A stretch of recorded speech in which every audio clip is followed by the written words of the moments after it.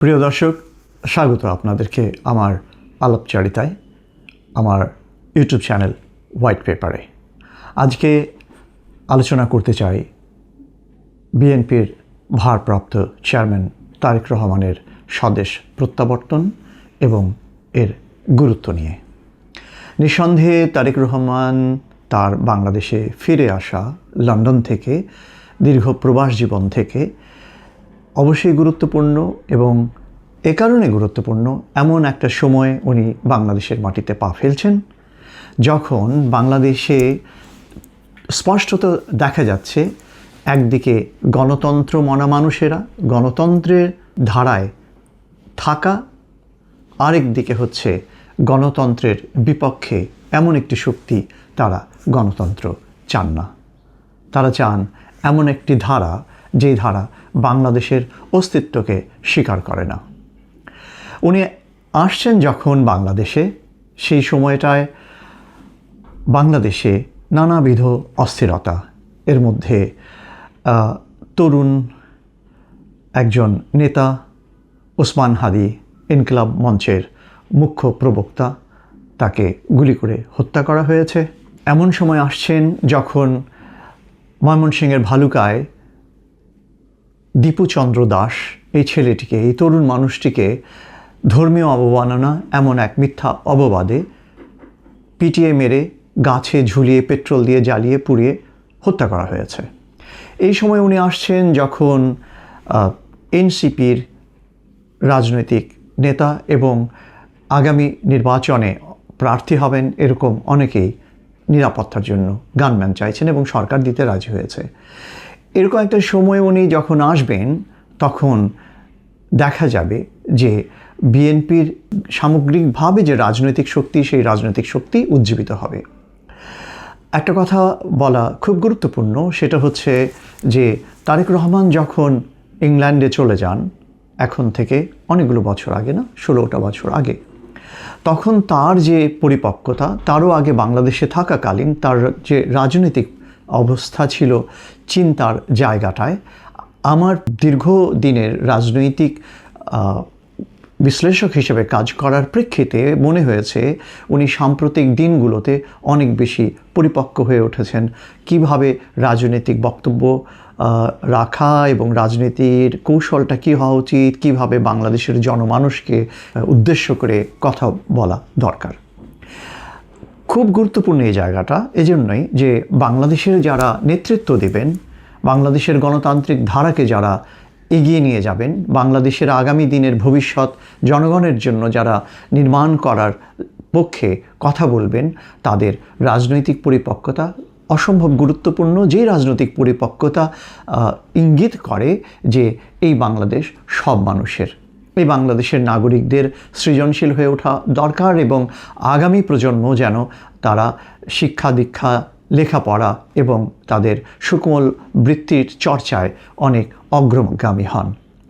আমার নজর কেড়েছে যে জায়গাটা সাম্প্রতিক তার বক্তব্য শুনে, একটা হচ্ছে যে উনি বলছেন কোনো একটা ঘটনা যখন ছিলেন বাংলাদেশে, তখন পুরন ঢাকায় একটা প্রসেশন নিয়ে যাচ্ছিলেন উনি, সেই সময় একজন সামরিক কর্মকর্তার উপরে বিরূপ হয়ে উনি একটু রুষ্ট আচরণ করেছেন। সেই নিয়ে তাকে যখন অনলাইনে পেলেন এবং প্রকাশ্যে উনি তার কাছে ক্ষমা চেয়েছেন।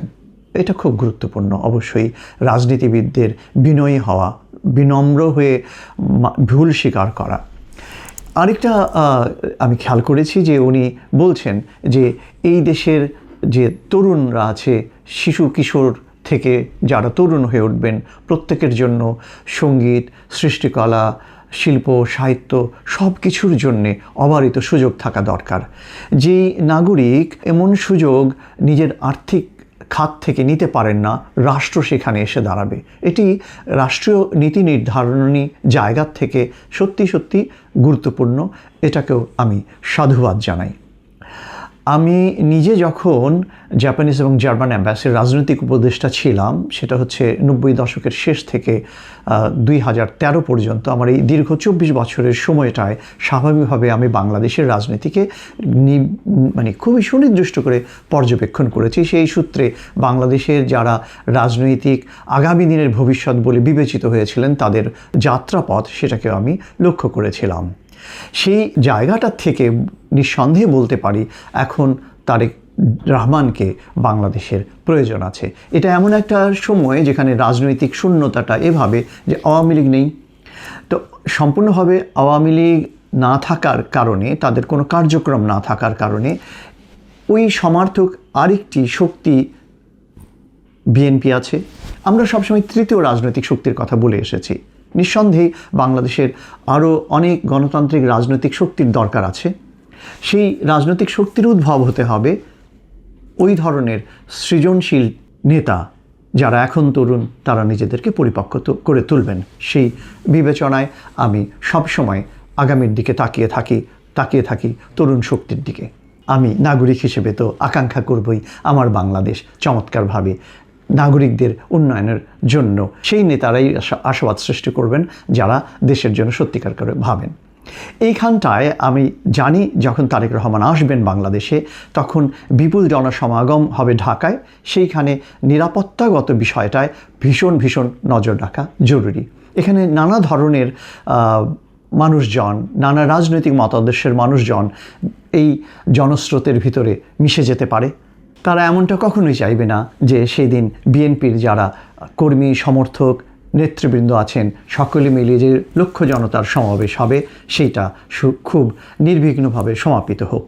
আমি লক্ষ্য করলাম এই সময় এক অল্প কিছু সংখ্যক মানুষ নির্বাচন কমিশনের সামনে গিয়ে মিছিল করেছে। কি নির্বাচন নয়, নির্বাচন হচ্ছে মানুষের সৃষ্টি, অর্থাৎ এই নির্বাচন গণতন্ত্রের ধারার নির্বাচন, এটা মানুষের দ্বারা প্রবর্তিত নয়, সুতরাং এটা তারা প্রত্যাখ্যান করছে এবং তারা মিছিল করেছে।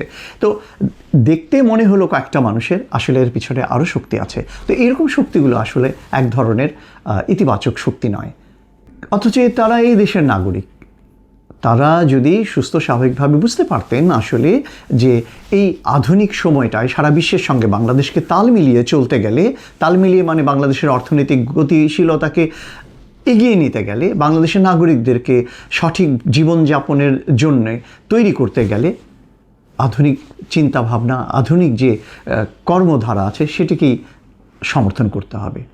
যাই হোক, আমার এটুকুনি বলবার যে স্বাগত তারেক রহমান, এখন দরকার আছে আপনাকে, আপনি আসুন।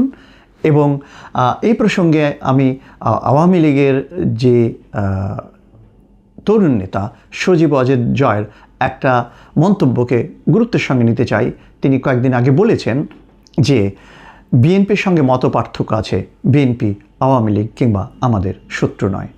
গণতান্ত্রিক ধারায় দেশকে এগিয়ে নিতে গেলে প্রত্যেকটি রাজনৈতিক দলের শক্তি, বিশেষ করে মুখ্য রাজনৈতিক দলগুলোর যে জনসমর্থন আছে, সবাইকে একটা জায়গায় এসে দাঁড় হতে হবে। সেটা হচ্ছে পেছনে যা হয়েছে সব কিছু অবসান চাই, সেখান থেকে আগামীতে এগিয়ে যাওয়ার বার্তা যেন থাকে।